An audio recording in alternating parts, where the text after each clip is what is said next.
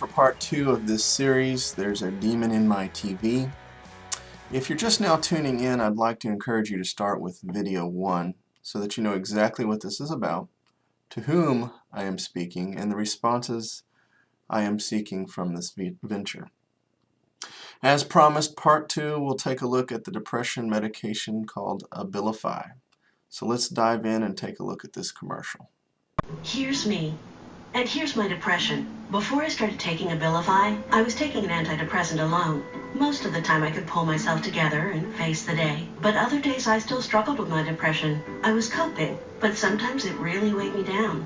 I've been feeling stuck for a long time. I just couldn't shake my depression.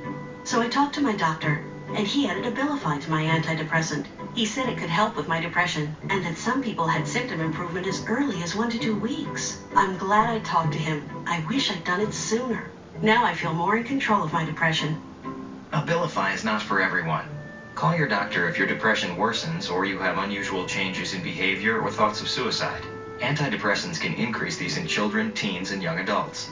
Elderly dementia patients taking Abilify have an increased risk of death or stroke. Call your doctor if you have high fever, stiff muscles, and confusion to address a possible life-threatening condition, or if you have uncontrollable muscle movements, as these could become permanent. High blood sugar has been reported with Abilify and medicines like it. In some cases, extreme high blood sugar can lead to coma or death. Other risks include decreases in white blood cells, which can be serious, dizziness upon standing, seizures, trouble swallowing, and impaired judgment or motor skills. My depression used to be more of a burden. Then my doctor added Abilify to my antidepressant. Now I feel better.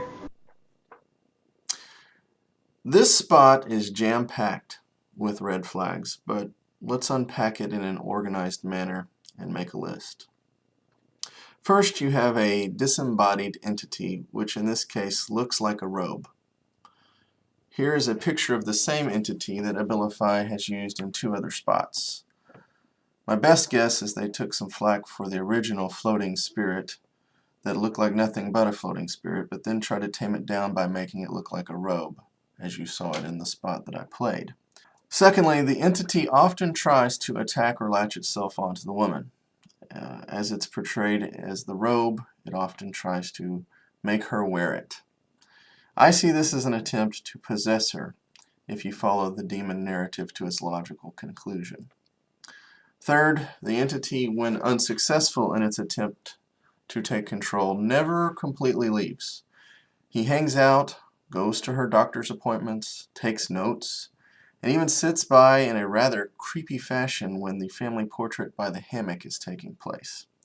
What is Abilify trying to say here? Take our medicine. It won't ever solve your problem, but it will cause your demon spirit to just hang out instead of possess you.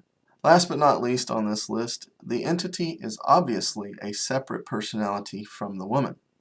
If no other frame of reference captures this better than the part where it actually takes separate notes from her when the doctor speaks exemplifies it even further. As stated in part 1 of this series, Satan's goal, according to Scripture, is to steal, kill, and destroy. Keep that in mind as I read you the list of potential side effects. Unusual changes in behavior.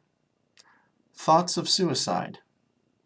Elderly dementia patients have an increased risk of death or stroke.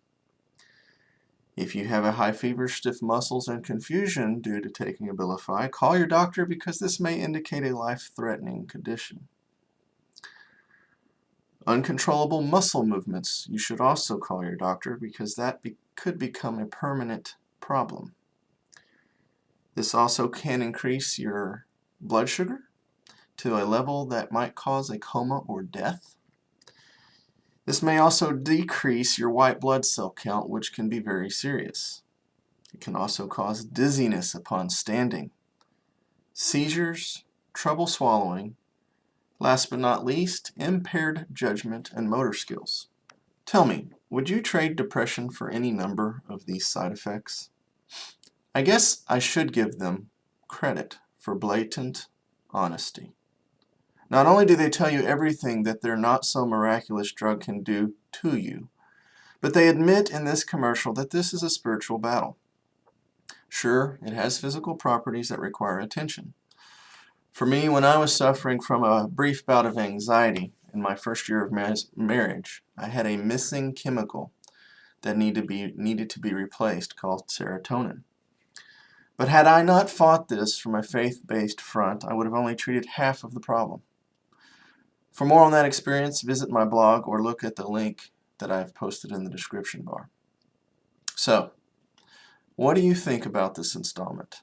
Again, I must ask, why do producers of this type of content borrow so heavily from the demon narrative to sell you a product or to entertain you with a TV show? If your show or product had anything to do with the paranormal or religious themes, it seems appropriate and understandable. But in this case, we're talking about a pharmaceutical.